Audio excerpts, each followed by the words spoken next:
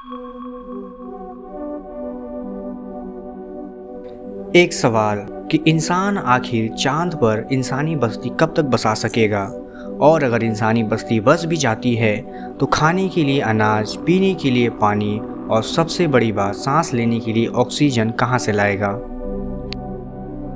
ये एक ऐसा सवाल है जो हर एक अंतरिक्ष प्रेमी कभी न कभी अपने दिमाग में सोचता होगा, लेकिन इस बात से तो इनकार नहीं किया जा सकता कि अगर इंसान अपने पृथ्वी के अलावा कहीं और घर बसाने के बारे में सोच रहा है तो उसमें सबसे पहला नाम चांद का ही आता है। फिर बाद में मंगल ग्रह का आ सकता है, क्योंकि चांद हमारे पृथ्वी का एक उपग्रह है जो कि हमारे पृथ्वी से काफ़ी नज़दीक है। इस वजह से हमारे पृथ्वी का इन्वायरमेंट और वातावरण लगभग चांद जैसा ही होता है, या कह ले तो बहुत ज़्यादा अंतर नहीं है। और अगर इंसान कोशिश करे तो हो सकता है कि नियर फ्यूचर में चांद पर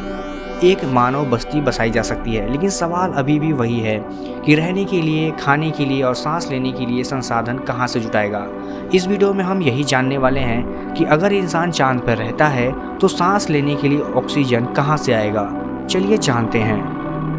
हाल ही में एक रिसर्च में जो कि चीन के वैज्ञानिकों द्वारा किया गया, इस बात का दावा किया गया था कि मून के सरफेस पे बस एक ही चीज़ है जो पर्याप्त मात्रा में पाई जाती है, वो है मिट्टी और सन का रेडिएशन, यानी कि सूरज की रोशनी। और वहाँ की मिट्टी में कुछ ऐसे एक्टिव कंपोनेंट्स पाए जाते हैं जिनकी मदद से चांद के सरफेस पे कार्बन डाइऑक्साइड की मदद से ऑक्सीजन और फ्यूल बनाई जा सकती है। ऐसा वो दावा वो इसलिए कर पा रहे हैं क्योंकि हाल ही में चैंग 5 स्पेसक्राफ्ट के द्वारा चांद के सरफेस से लाई गई मिट्टी की जांच करने के बाद पता चला कि चांद की मिट्टी में भारी मात्रा में कुछ एक्टिव कंपोनेंट्स हैं। अब चाहे वो आयरन हो या फिर टाइटेनियम, जिनका यूज़ वो एक्टिव कैटलिस्ट के तौर पर कर इस केमिकल रिएक्शन के थ्रू कार्बन डाइऑक्साइड को ऑक्सीजन और फ्यूल में कन्वर्ट कर सकते हैं, जो कि आने वाले समय में इंसानों के बहुत काम आने वाला है।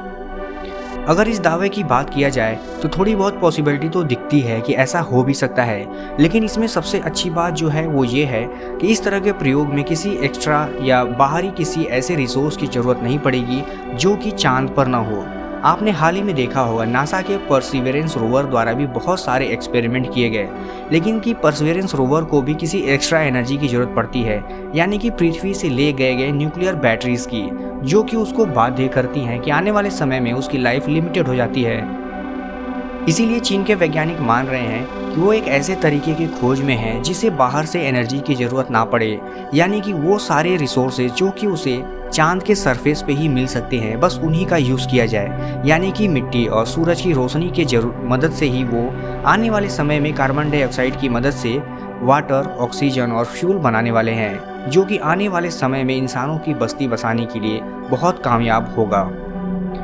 अगर ये प्रयोग सफलतापूर्वक हो जाता है तो आने वाले समय में आपको देखने को मिलेगा कि अंतरिक्ष यात्रियों को अपने साथ बहुत ज़्यादा पेलोड ले जाने की ज़रूरत नहीं होगी। यानी कि जब वो पृथ्वी से अंतरिक्ष में जाते हैं तो अपने साथ ले जाने वाले संसाधनों में बहुत सारी कमियां कर सकते हैं, जिसकी मदद से वो सिर्फ वही संसाधन ले जा सकते हैं जिनकी उन्हें बहुत ज़रूरत हो और उन्हें वो चांद की सरफेस पे ना मिल सके। इससे उन्हें लार्ज एक्सप्लोरेशन करने में बहुत सारी मदद मिलेंगी, क्योंकि उनको पेलोड के लिए बार बार पृथ्वी पर वापस नहीं आना पड़ेगा।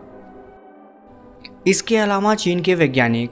पृथ्वी के अलावा यानी कि एक्स्ट्रा टेरेस्ट्रियल फोटोसिंथेसिस के बारे में सोच रहे हैं। यानी कि अगर आसान भाषा में कहें तो पृथ्वी के अलावा किसी और सरफेस पे, किसी और ग्रह पर खेती करने के बारे में, जो कि इस प्रयोग में अच्छे से देखा जा सकता है। यानी कि चीन के वैज्ञानिक ये दावा करते हैं कि इनके प्रयोग का एक हिस्सा ये भी है कि वह पृथ्वी के अलावा किसी और ग्रह पर भी पेड़ पौधों को उगाएं और उनको ग्रो करें, ताकि आने वाले समय में इंसान की बस्ती जब बसाई जाए उस समय उनको खाने पीने के लिए अनाज और सब्जियां उगाई जा सके। और अगर ये सारे दावे सही होते हैं तो आने वाले समय में इंसानों की बस्ती बसाने की जो सबसे बड़ी समस्या थी, यानी कि खाने पीने के संसाधन और सांस लेने के लिए ऑक्सीजन, उसकी चिंता थोड़ी तो कम हो ही जाएगी। और हो सकता है कि नियर फ्यूचर में इंसानों की छोटी बहुत बड़ी बस्तियां वहां पर देखने को भी मिले।